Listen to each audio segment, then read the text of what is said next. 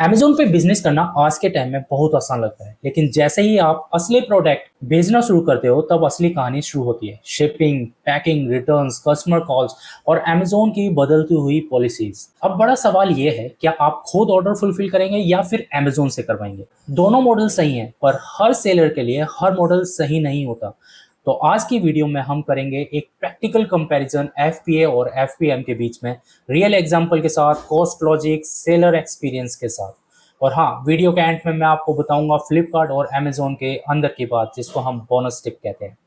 मैं हूं संजीव। पिछले 10 साल से मैं अमेज़न और फ्लिपकार्ट ऑर्गेनाइजेशन के साथ काम कर रहा हूं, और आज मैं आपको बताने वाला हूं ग्राउंड रियलिटी, बिना किसी कंफ्यूजन के। तो e commerce industry literally exploit कर रही है। 2025 तक India e commerce revenue $211.6 billion तक पहुंचने वाला है।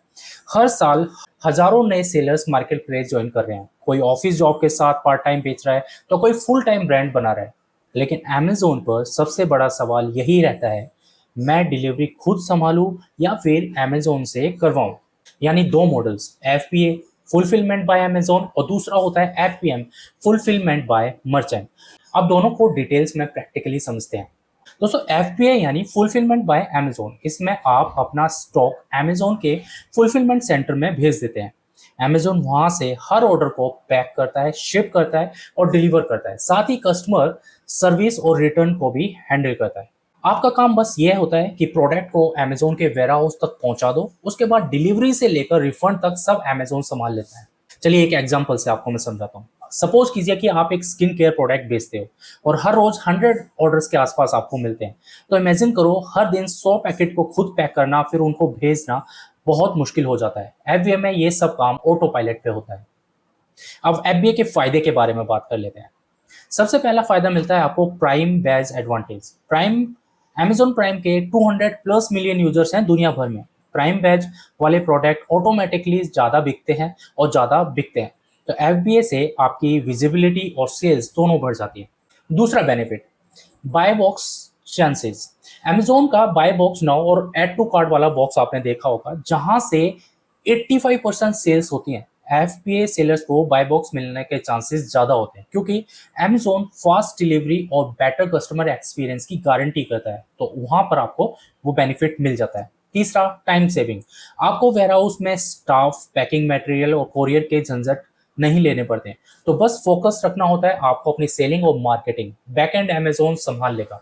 Better ranking. अमेज़न अपने एफपीए लिस्टिंग को थोड़ा फेवर करता है, क्योंकि उन्हें पता होता है कि वो डिलीवरी फास्ट करेंगे और सर्विस भी स्मूथ देंगे। अब बात कर लेते हैं एफबीए के नुकसान के बारे में। सबसे पहला नुकसान है हाई फीस। अमेज़न हर चीज के चार्ज लेता है, स्टोरेज के, पैकिंग के, शिपिंग के, रिटर्न्स के, कभी कभी लेबल तक के भी चार्ज आपसे ले लेता है। तो ये सब मिलकर प्रॉफिट मार्जिन थोड़ा कम कर देते हैं। दूसरा, लेस कंट्रोल। अगर कस्टमर रिटर्न करता है तो अमेज़न बिना पूछे रिफंड कर देता है। सेलर को डिस्प्यूट करने का ऑप्शन तो होता है, पर प्रोसेस थोड़ा स्लो है। Storage limitation. Long term storage पर अमेज़न भारी भरकम फीस लेता है, खासकर फेस्टिव सीजन के अंदर, अक्टूबर से दिसंबर वाला जो सीजन होता है ना। तो आपकी जो स्लो मूविंग इन्वेंट्री होगी वो एफएम में थोड़ी अटक सकती है। अब एफबीएम की बात कर लेते हैं। एफबीएम यानी फुलफिलमेंट बाय मर्चेंट। इसमें सेलर खुद अपने प्रोडक्ट को स्टोर करता है, पैक करता है, शिप करता है, घर से, वेयरहाउस से या किसी भी थर्ड पार्टी लॉजिस्टिक की हेल्प से। मतलब पूरा कंट्रोल सेलर के हाथ में होता है। अब इसको हम थोड़े एग्जांपल से समझते हैं।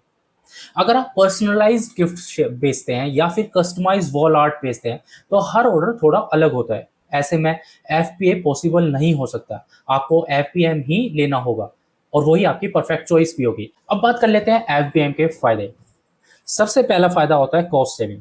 अगर आपका प्रोडक्ट बल्कि है या फिर आप जिम इक्विपमेंट्स या फर्नीचर जैसे प्रोडक्ट बेच रहे हो, तो एफपीए के जो कॉस्ट होते हैं वो बहुत ज़्यादा होते हैं। तो आपको एफवीएम यूज़ करना चाहिए, जहां पर आप शिपिंग ऑप्टिमाइज कर सकते हो।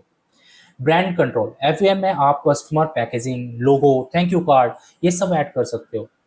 एफबीए के अंदर ये पॉसिबिलिटी आपको नहीं होगी। Multi channel flexibility.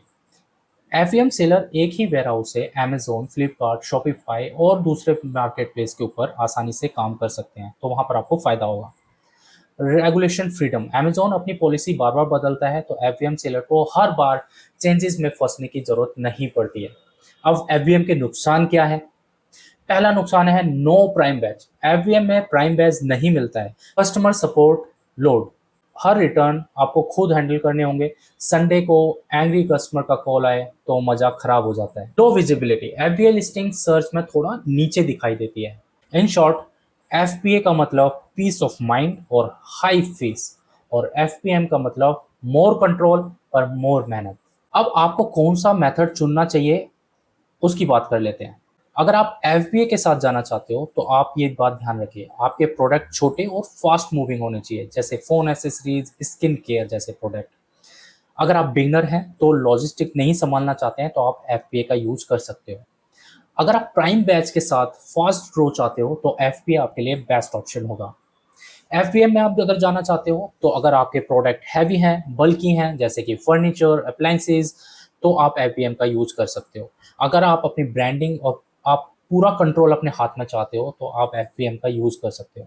अगर आप मल्टी चैनल्स, मल्टी प्लेटफॉर्म के ऊपर में प्रोडक्ट सेल कर रहे हो, जैसे फ्लिपकार्ट, शॉपिफाई, अमेजोन, तो आप एफबीएम यूज़ कर सकते हो।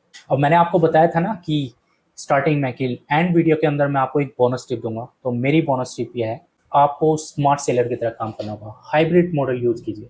जितने भी फास्ट मूविंग प्रोडक्ट्स हैं आपके, उनको एफबीएम में डालिए, और हैवी और स्लो मूविंग एसकेयूज हैं उनको एफबीएम में डालिए। इससे क्या फ़ायदा होगा? इससे क्या फ़ायदा होगा? आप जितने फास्ट मूविंग प्रोडक्ट्स होंगे उससे आपको रेंज मिलेगा, आपके प्रोडक्ट ऊपर आएंगे, जिससे कि आपको बाय बॉक्स जैसे फीचर्स मिलने आसान हो जाते हैं। अगर वीडियो अच्छा लगा है तो लाइक कीजिए, सब्सक्राइब कीजिए और कमेंट करके मुझे ज़रूर बताइएगा कि आप कौन सा मेथड यूज़ करने वाले हैं। मैं हूं संजीव, फिर मिलते हैं ऐसे ही किसी वीडियो के अंदर। तब तक आप अपना और अपनों का ख्याल रखिए। जय हिंद।